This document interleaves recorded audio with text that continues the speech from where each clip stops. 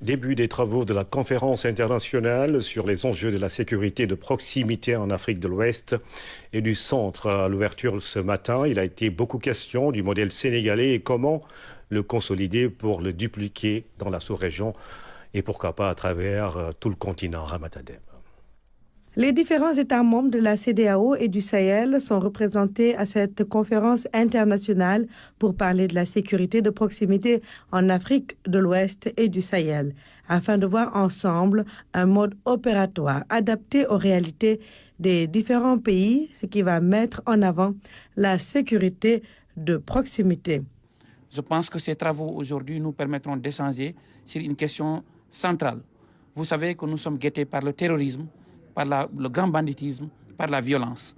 Et qu'aujourd'hui, réfléchir avec des chercheurs, des scientifiques sur ces questions ne feront que nous permettre d'avoir des outils afin d'apporter des réponses précises à des questions d'actualité. Vous voyez un peu l'insécurité, nous voyons un peu tout ce qui se passe dans la sous-région. Et aujourd'hui, l'Afrique de l'Ouest doit encore une fois, en tout cas, mettre l'accent sur ces questions de sécurité de proximité. D'abord, ce qui est important, c'est qu'un travail a été fait. Et aujourd'hui, il faut le consolider à travers l'approche, la formation, la communication.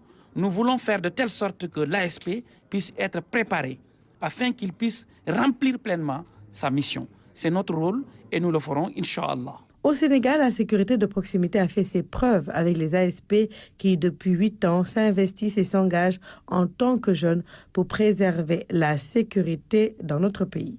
Nous avons tous des ambitions et nous voulons tous pour avancer dans la vie. Et je l'ai dit tout à l'heure, c'est des jeunes qui méritent tout.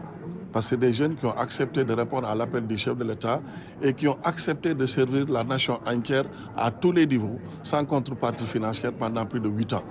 Mais le chef de l'État, qui a pensé ce modèle et qui a mis sur place, avait anticipé en Conseil des ministres la plus haute rencontre dans ce pays, à 2 reprises, pour parler de la pérennisation de ce modèle qui a fait ses preuves en Afrique et dans le monde, et pour parler aussi de la garantie de l'effectivité de l'emploi au profit de ces jeunes qui ont accepté de sacrifier pendant 8 ans.